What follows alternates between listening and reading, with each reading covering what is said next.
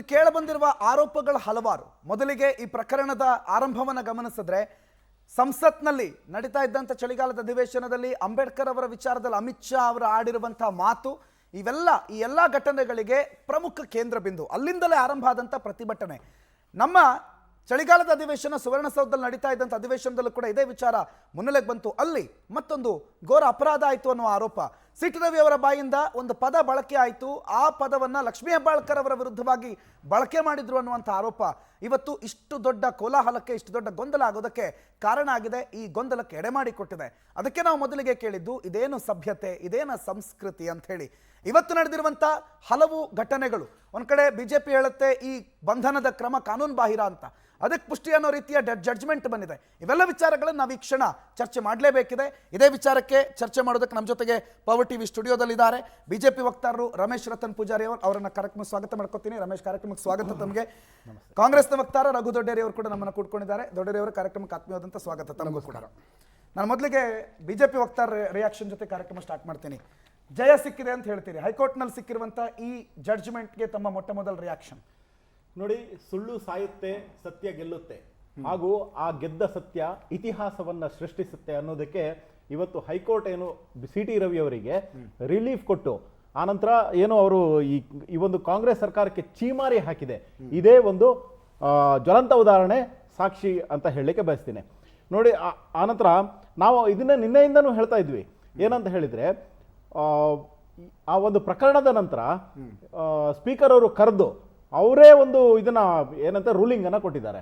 ಆದಾಗ್ಯೂ ಕೂಡ ಎಲ್ಲಾ ನಿಯಮಗಳನ್ನ ಗಾಳಿಗೆ ತೂರಿ ಈ ಸರ್ಕಾರ ಅವರನ್ನ ಒಂದು ಟೆರರಿಸ್ಟ್ ರೀತಿಯಲ್ಲಿ, ಟೆರರಿಸ್ಟ್ ಕೂಡ ಇವರು ಬಿರಿಯಾನಿ ಕೊಡ್ತಾರೆ ಯಾರು, ಕಾಂಗ್ರೆಸ್ ಸರ್ಕಾರದವರು.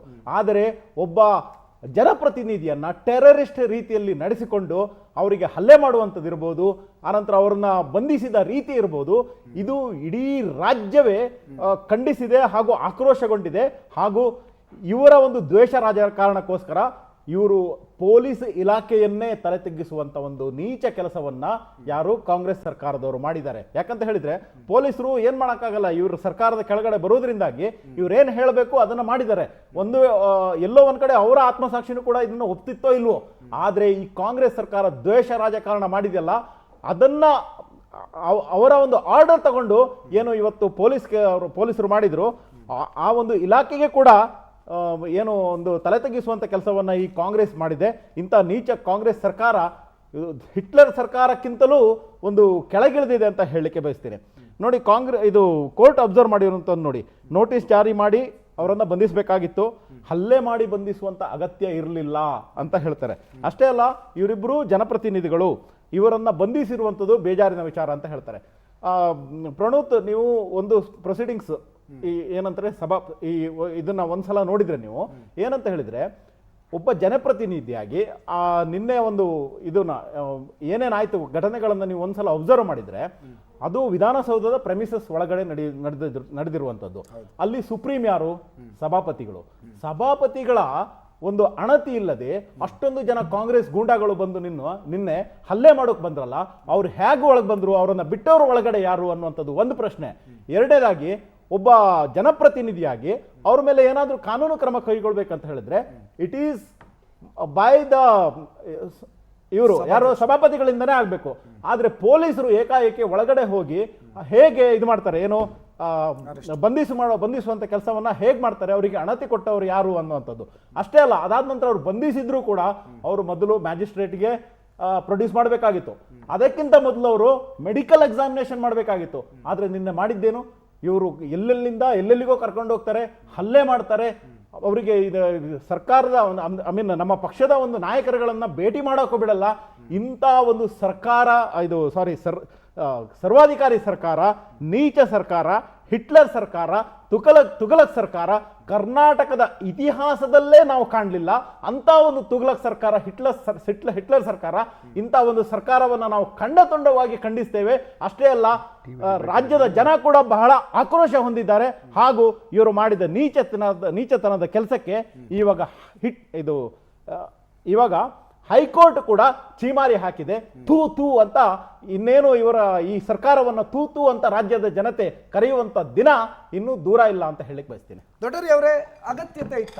ನಂಬರ್ 1, ರೂಲಿಂಗ್ ಕೊಟ್ಟ ಮೇಲೆ ರೂಲಿಂಗ್ನಲ್ಲಿ ಆತ್ಮಸಾಕ್ಷಿ ಅಂತ ಹೇಳಿ ಸಭಾಧ್ಯಕ್ಷರು ಹೇಳಿದ ಮೇಲೆ ಪೊಲೀಸರು ಅರೆಸ್ಟ್ ಮಾಡಿರುವಂಥ ನೀತಿ ನಂಬರ್ 1. ಎರಡನೇದಾಗಿ ಅವರನ್ನು ಎತ್ತಾಕೊಂಡು ಹೋಗಿರೋದು.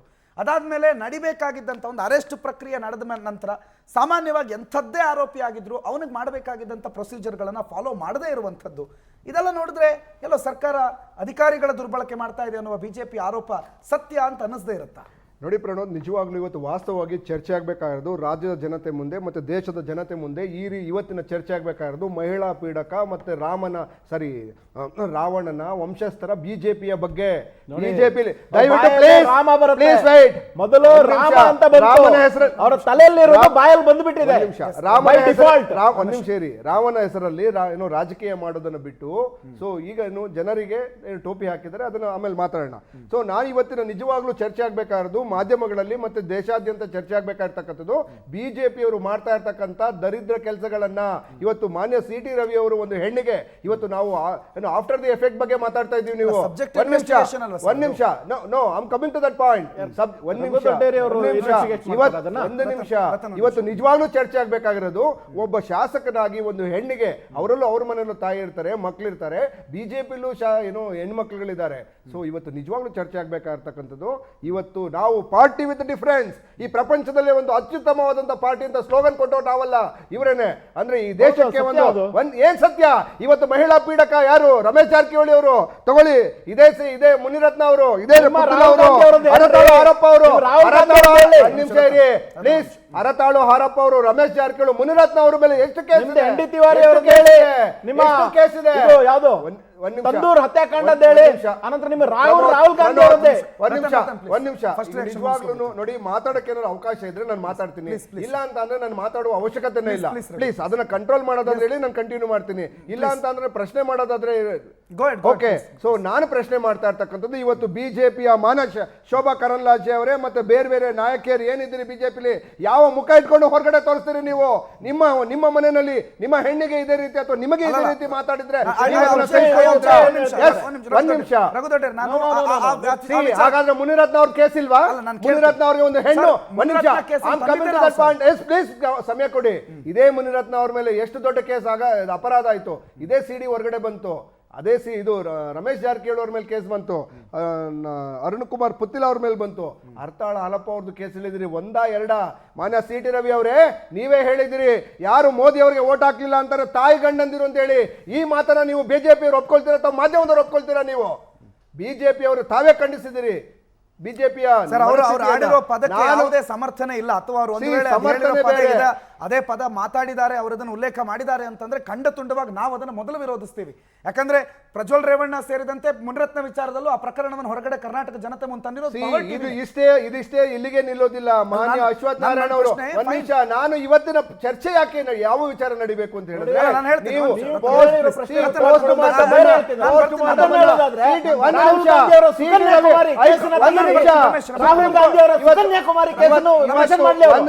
ಇವತ್ತು ಹೈಕೋರ್ಟ್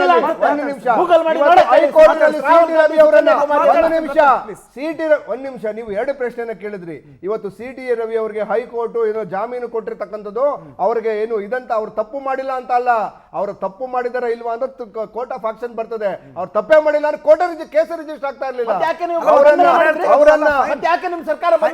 ಬಂಧನ ಮಾಡಿದ್ರೆ ಕಂಪ್ಲೇಂಟ್ ಕೊಟ್ಟಿದ್ದಾರೆ.